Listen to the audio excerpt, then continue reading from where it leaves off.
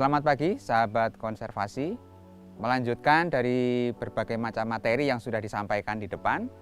Pada kesempatan kali ini saya akan menyampaikan tentang bagaimana kita menyiapkan bangunan untuk dapat melakukan pengukuran kualitas dan kuantitas air. Di seri sebelumnya Anda sudah mengenal apa pentingnya kita melakukan monitoring untuk kesehatan daerah aliran sungai itu. Nah, untuk kita bisa melakukan monitoring dengan baik, maka kita harus memiliki fasilitas yang bisa kita gunakan untuk melakukan pengamatan, pengukuran, dan juga monitoring secara berkala.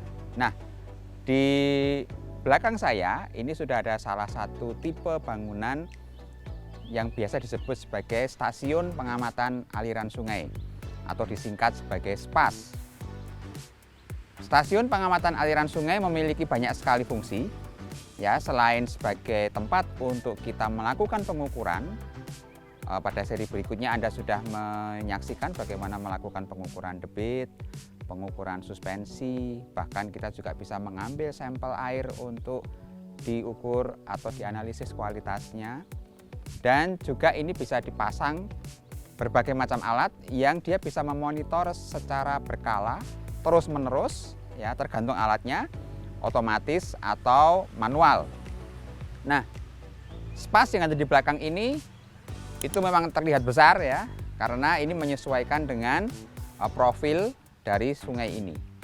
Ya, seperti yang Anda lihat di sekeliling kita ini, mayoritas dari daerah aliran sungai ini itu memiliki volume tanah yang sangat tipis, ya, sehingga kalau ada terjadi hujan, maka sebagian besar dari air hujan itu akan banyak berubah menjadi limpasan atau runoff atau airan permukaan yang kemudian masuk ke alur sungai. Dan pada waktu musim hujan di sungai ini airnya biasanya cukup tinggi kedalamannya, tapi tidak sampai melimpas ke kanan kirinya. Nah, oleh karena itu untuk bisa mengamati dengan baik, bangunan SPAS ini kami desain dengan tipe crumbware. Bangunan SPAS ini akan menjadi salah satu alat yang kita andalkan untuk bisa mengukur bagaimana kinerja dan kesehatan daerah aliran sungai itu. Nah, ada satu hal lagi yang menarik, tipe sungai di sini ini kalau ini di musim kemarau sangat kering ya, air yang debit yang mengalir sangat kecil ya. Sementara nanti Anda akan saksikan di gambar yang kami tayangkan pada waktu musim penghujan airnya cukup besar debitnya ya, bahkan hampir sampai meluap sampai ke ujung dari bangunan SPAS itu, tapi kita masih bisa mengukurnya ya. Nah, dengan tipe bangunan seperti ini maka kita memiliki arus sungai yang relatif stabil ketika dia melewati penampang sungai ini.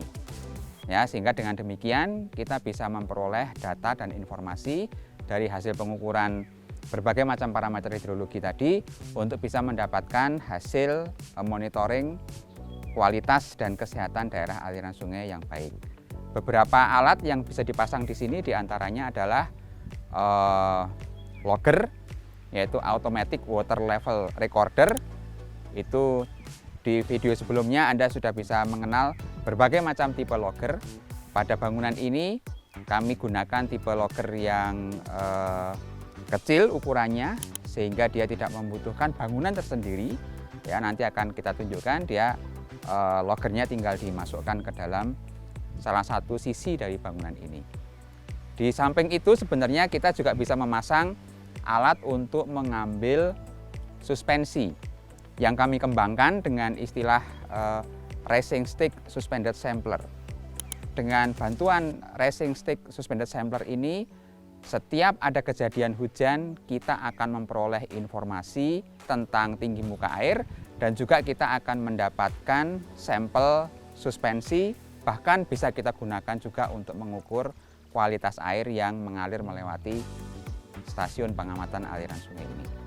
Nah, nanti kita simak bersama seperti apa kelengkapan-kelengkapan yang ada di dalam bangunan SPAS ini. Pada bangunan SPAS, salah satu peralatan hidrologi yang dapat kita pasang di sini adalah alat untuk mengambil sampel suspensi.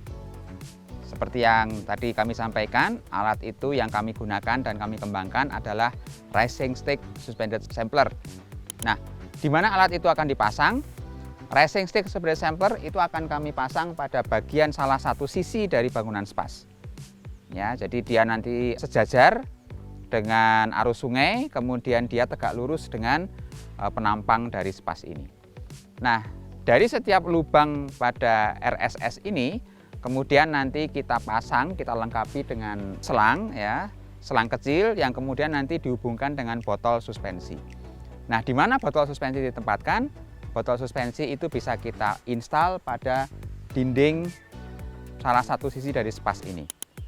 Ya, sehingga nanti air yang mengalir setiap ada kejadian hujan, suspensi itu akan terkumpul melalui lubang di RSS, kemudian nanti masuk ke dalam botol melalui selang kecil yang sudah kita siapkan.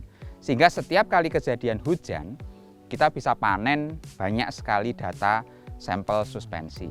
Bahkan kalau diperlukan, sampel itu juga bisa kita gunakan untuk mengukur kualitas airnya. Nah, sehingga RSS ini memiliki manfaat yang sangat besar. Ini bisa kita gunakan setiap kali ada musim hujan, kita bisa memperoleh data dalam jumlah yang berlimpah. Pada bangunan spas selalu dilengkapi dengan alat pemantau tinggi muka air. Nah, alat pemantau tinggi muka air manual atau biasa disebut dengan peskal itu biasanya selalu ada di sekitar bangunan spas seperti yang bisa Anda lihat pada bagian dinding dalam ini. Kemudian yang kedua adalah Automatic Water Level Recorder atau AWLR yang biasa digunakan untuk pengukuran tinggi muka air secara otomatis.